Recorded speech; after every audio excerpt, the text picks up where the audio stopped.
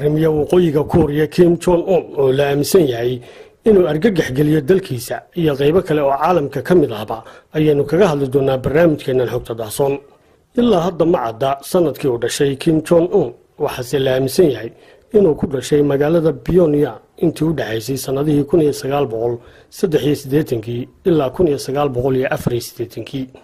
waana inankii saddexaad ee aabihii isla markaana ahaa koodii ugu yaraa. yaraantiisii waxa uu wax ku soo bartay dalka Switzerland isagoo oo sita magac been abuur ah oo la oran jiray Park John.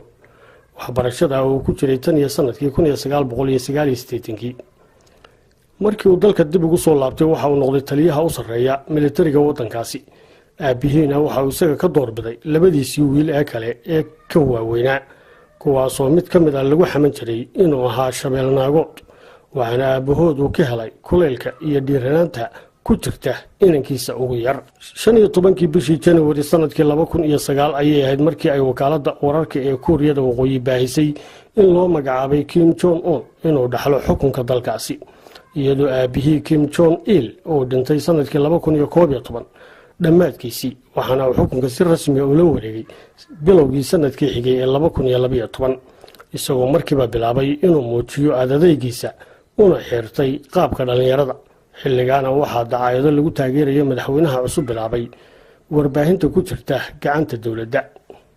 tan iyo intii xukunka qabtay waxaa hoos u sii dhacaysay dhaqaalaha dalka waxaana dadka waddankaas ku adkaatay wax kasta oo noloshooda saameynta ku lahaa xitaa hadday tahay hawadii oxygen-ta ee ay neefsanayeen. wax kastaana waxay noqdeen wax uu dusha kala socdo iyadoo warbaahinta waddankuna wakhtiga baahintooda ku dhammaystiraan ammaan iyo bogaadimo loo jeedinayo Kim Jong Un iyo aabihii iyo weliba awowgii oo ahaa ninkii aasaasay dowladda Kuuriyada Waqooyi.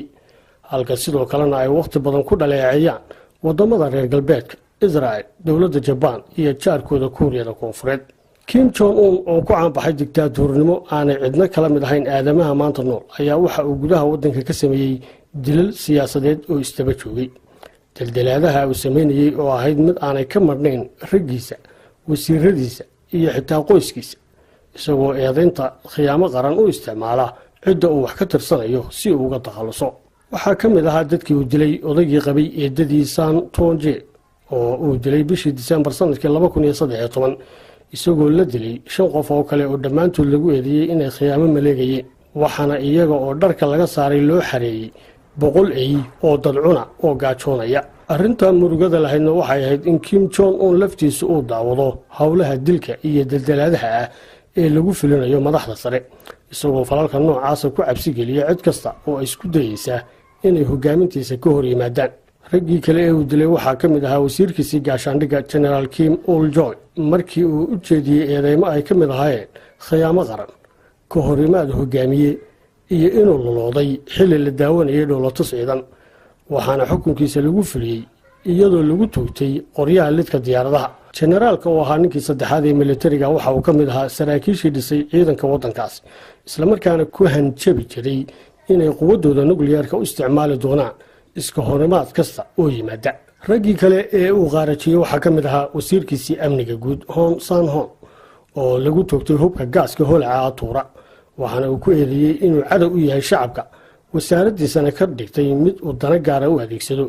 isla markaana uu qariyey musuqmaasuq ka jiray wasaaradda xiriir dhowna uu la lahaan jiray odaygii uu hore u qaarajiyey ee madaxweynaha eedadii qabay. waxaa kale oo la dildalaa maalin walba madax badan oo lala xidhiidhanayo inay odayga isku dhawaayeen dadkaasoo tiradoodu gaaraysa ilaa 200 qof ilaa iminkana la dilay 70 ka mid oo isugu jira wasiiro, saraakiil ciidan iyo xubno qoyska